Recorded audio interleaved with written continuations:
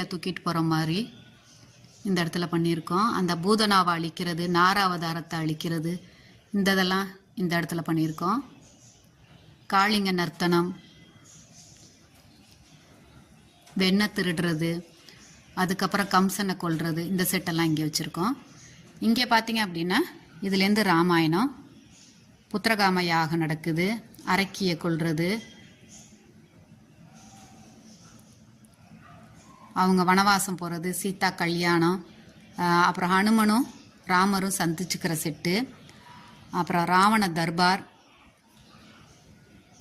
தர்பாரில் ஹனுமன் வந்து தன்னோட வாளையே வந்து ஆசனமாக செஞ்சு அமர்ந்திருக்கிறது, கணையாளி கொண்டு போகிறது. இது அவங்க காட்டில் வாழ்ந்த வாழ்க்கை.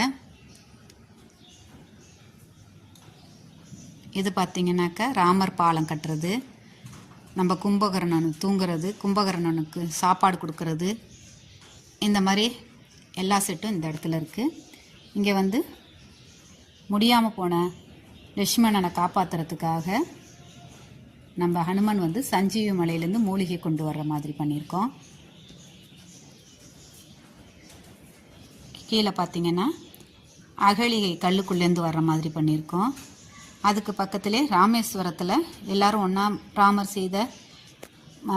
ஒன்றா சேர்ந்ததுக்கு அப்புறமேட்டுக்கு ஒரு சிவலிங்கத்துக்கு பூஜை பண்ணாங்களாம், அந்த செட்டு பண்ணியிருக்கோம். இங்கே கடைசியாக சீதையோட அக்னி பிரவேசம். இந்த இடத்துல நம்ம சிவபெருமானை வச்சுருக்கோம். கீழே பார்த்திங்கன்னா லிங்க பைரவி அம்மன், இந்த பக்கம் காளி, கல்கத்தா காளி வச்சுருக்கோம். இந்த பக்கம் மண்டாவில் செஞ்ச சிவலிங்கம் இருக்குது.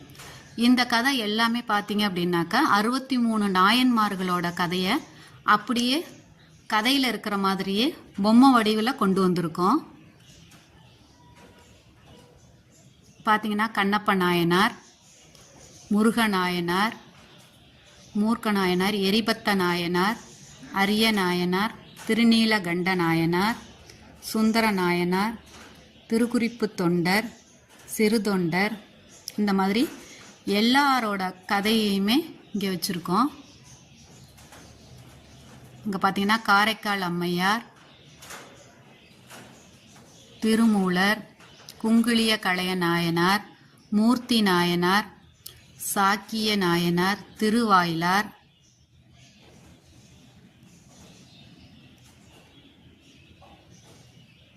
ஏனாதி நாயனார், எரிபத்த நாயனார், இந்த மாதிரி மானக்கஞ்சார நாயனார், மங்கையர்க்கரசி அம்மை,